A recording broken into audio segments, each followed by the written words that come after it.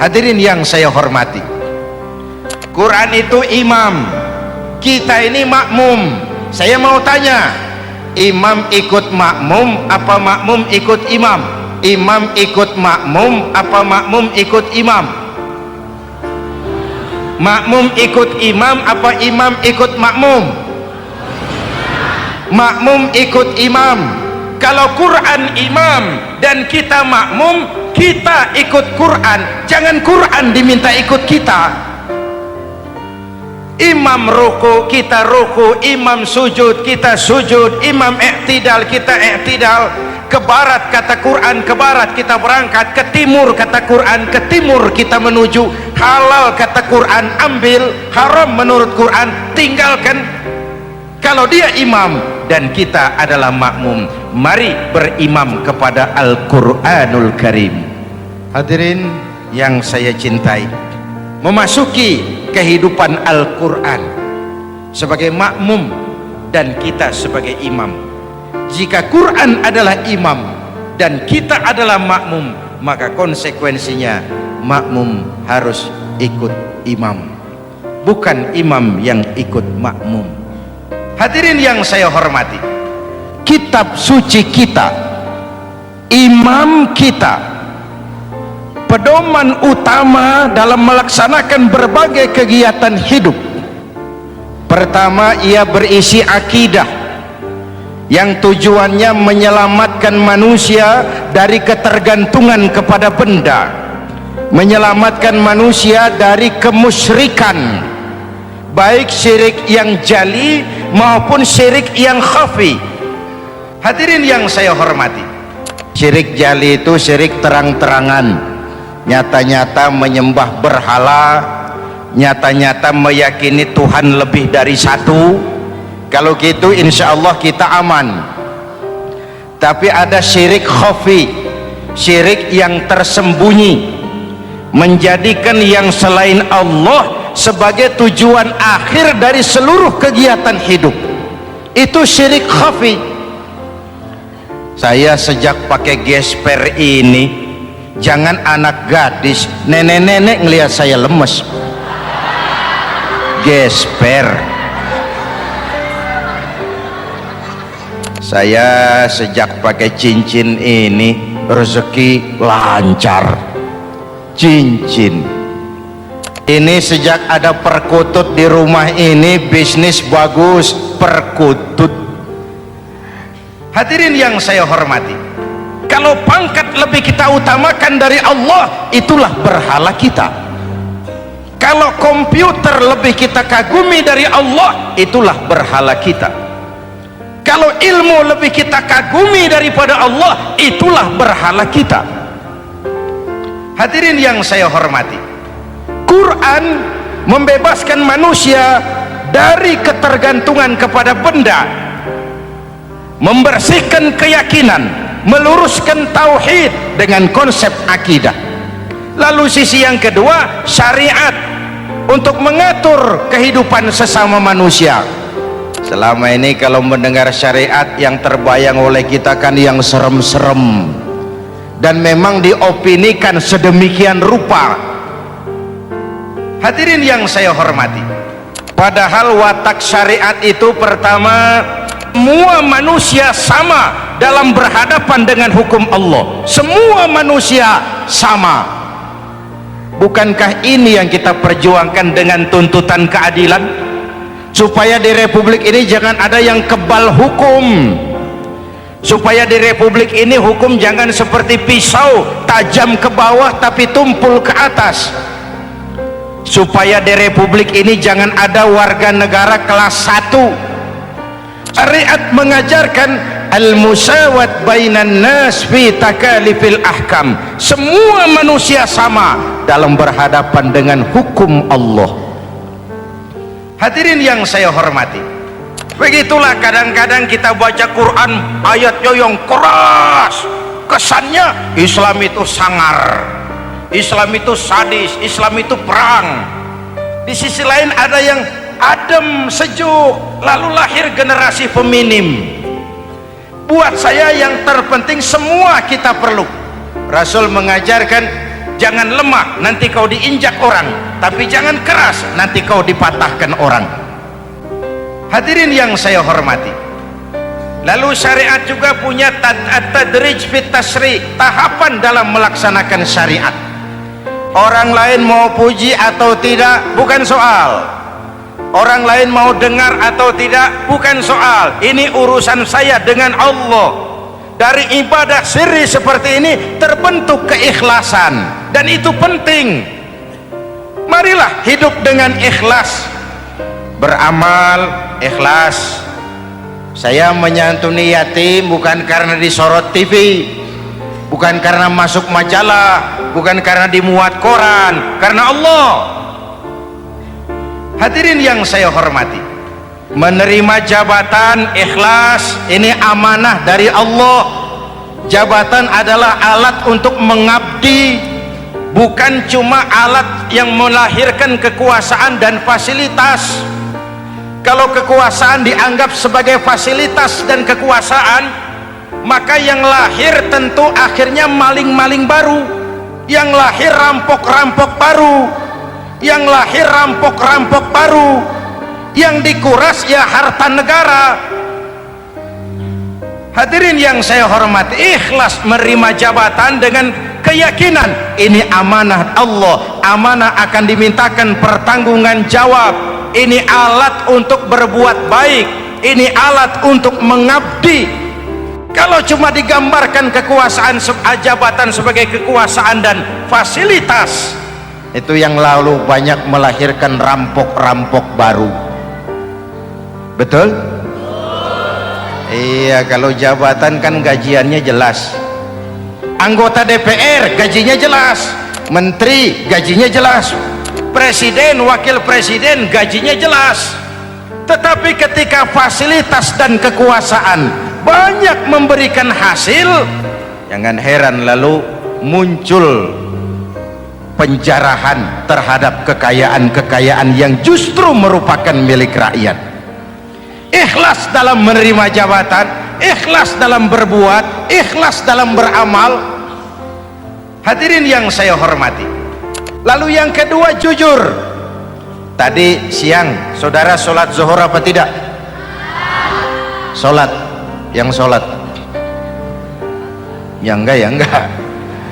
Sebelum sholat zuhur kan saudara berwudu. Waktu berwudu kan saudara berkemur, memasukkan air ke mulut. Umpama waktu berkemur saudara korupsi, dikit saja airnya saudara minum, jangankan satpam, jangankan polisi, teman sebelah pun tidak tahu kalau waktu berkemur kita korupsi. Hadirin yang saya hormati, kenapa kita tidak mau melakukan itu? Ada rasa malu kepada Allah. Alangkah positifnya kalau ini diterjemahkan dalam kehidupan. Sekarang kan kita berpikirnya Allah ditekan. Kamu korupsi ya? Iya, Tuhan kan tahu. Biarin, Tuhan mah tahu, nggak ribut. Nggak ribut katanya. Tapi kalau orang, 3 orang saja tahu, geger kantor. Bayangin, Tuhan aja ditekan, Tuhan diintimidasi, apalagi orang lain. Hadirin yang saya hormati, jangan sampai terjebak kepada rutinitas ritual. Baca Quran mau, fitnah orang hobi, sholat rajin, maksiat tekun. Sedekah ya sedekah, tapi nyolongnya lebih gede dari sedekahnya. Sedekahnya cuma untuk ngumpetin korupsinya. Akhirnya jadi lipstik, akhirnya jadi dekorasi. Hadirin yang saya hormati, setiap ibadah yang dikerjakan dengan benar punya dampak positif dalam meluruskan moral dan memperbaiki akhlak orang yang melaksanakan ibadah itu sendiri.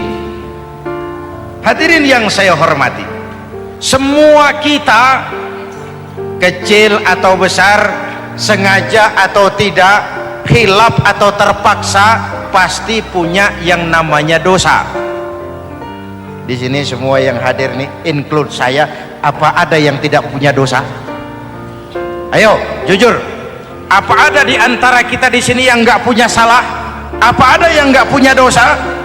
Apa ada yang nggak punya dosa? Setiap kita, kecil, besar, sedikit, banyak, terlupa, terpaksa, pasti punya salah. Hadirin yang saya hormati, sekarang kalau mau hitung dagang, kita diberi umur 65, 40 tahun penuh dosa, lalu taubat 25 tahun. Menurut neraca hukum dagang belum seimbang. Dosa 40 tahun ditebus taubat 25 tahun menurut neraca hukum dagang. Untung Allah tidak dagang-dagangan kepada kita. Hadirin yang saya hormati, orang baik bukan orang yang tidak pernah salah, karena tidak ada orang yang tidak pernah salah. Orang baik bukan orang yang tidak pernah salah, karena tidak ada orang yang tidak pernah salah. Orang baik kalau dia berbuat salah, dia segera sadar, dijadikannya sebagai pelajaran untuk tidak diulanginya lagi di masa yang akan datang.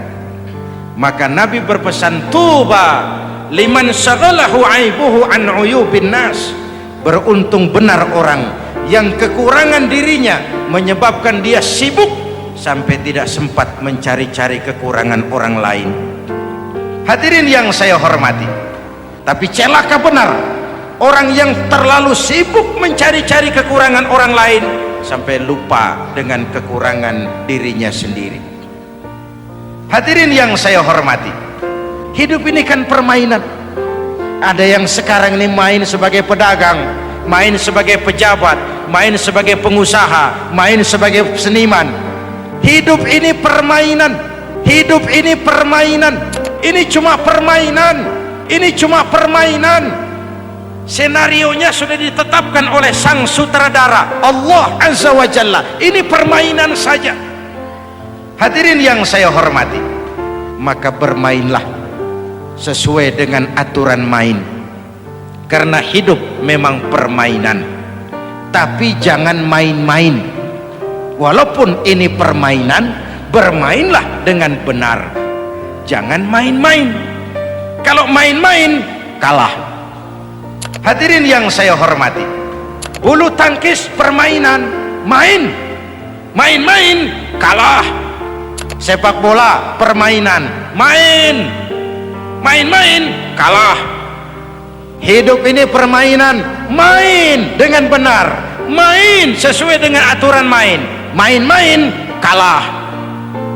Hadirin yang saya hormati, hadirin yang saya hormati, kalau saudara kerja, mandor bilang, Mas, kau kerja sama saya, gajimu sebulan 5 juta. Ketahuan sebulan 5 juta. Kita kan bisa kong-kalingkong. Ada mandor rajin, tidak ada mandor kendor. Pokoknya jatah 5 juta. Tapi kalau mandor cuma bilang, Mas, kau kerja sama aku, soal gajimu nanti aku yang atur. Berapa besarnya nggak dikasih tahu. Aturan seperti ini harusnya membuat kita kerja lebih hati-hati. Sebab apa? Mungkin gaji kita sama saja 5 juta kalau kerja biasa-biasa. Mungkin jauh lebih besar kalau pekerjaan memuaskan. Mungkin tidak digaji sama sekali kalau pekerjaan sembarangan. Hadirin yang saya hormati, masih ingat cerita dalam kitab Durratun Nasihin? Saya ulang lagi cerita ini untuk sugesti. Ada bajingan tengik pernah membunuh 99 orang. Satu saat hidayah datang kepadanya, terniat ingin bertaubat. Dicarinya seorang ustadz, ketemu ustadz kepala ngajar. Ustadz, ya apa? Saya mau taubat, diterima apa tidak taubat saya? Emangnya dosa kamu apa? Saya pernah membunuh 99 orang, Ustaz. Ustadznya melotot.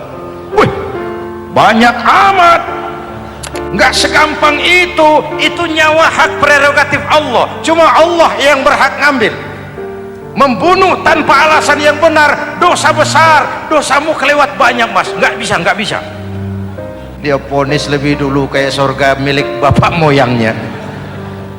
Hadirin yang saya hormati, Ini preman kita pikir ini Ustadz saya niat baik-baik ngomong yang gak enak. Daripada 99 tanggung,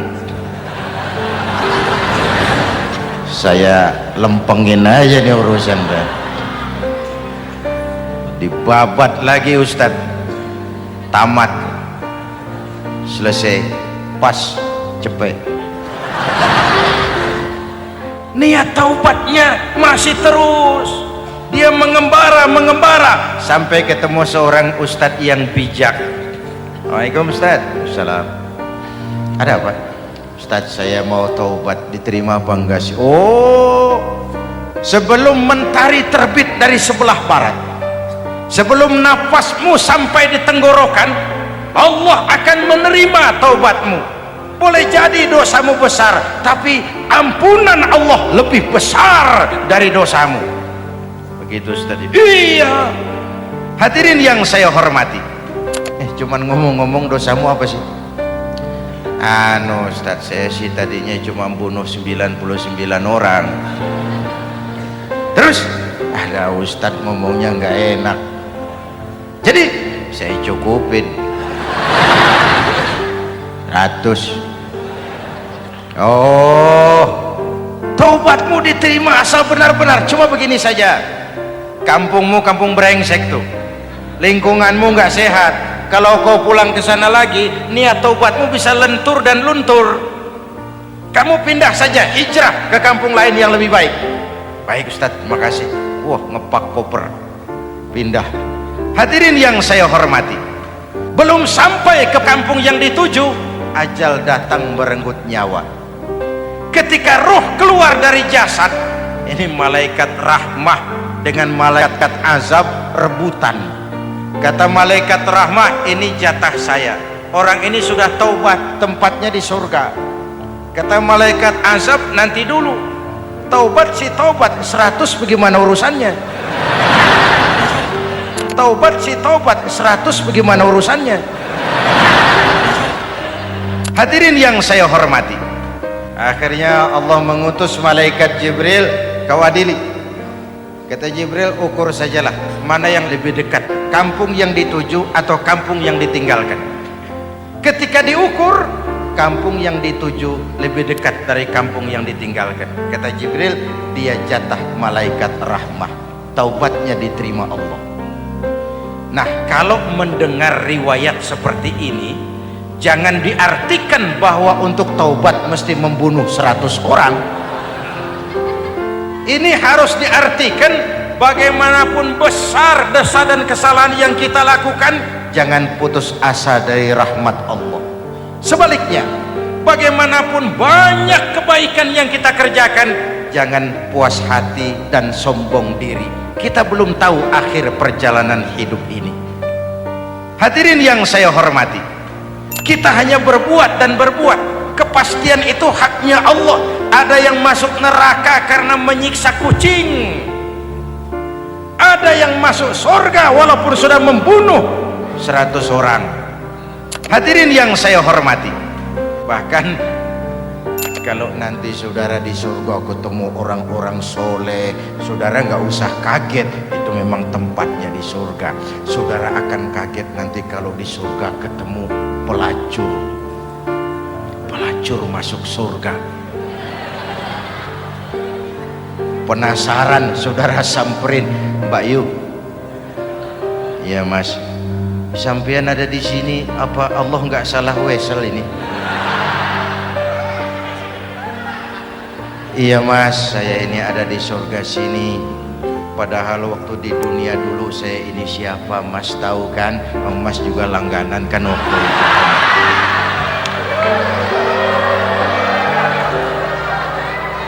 Tapi terus terang saja Mas, waktu di dunia itu saya terpaksa betul. Sejak lahir saya sudah yatim piatu. Ada tetangga saya muslim sedikit kaya, tapi pelitnya 17 setan.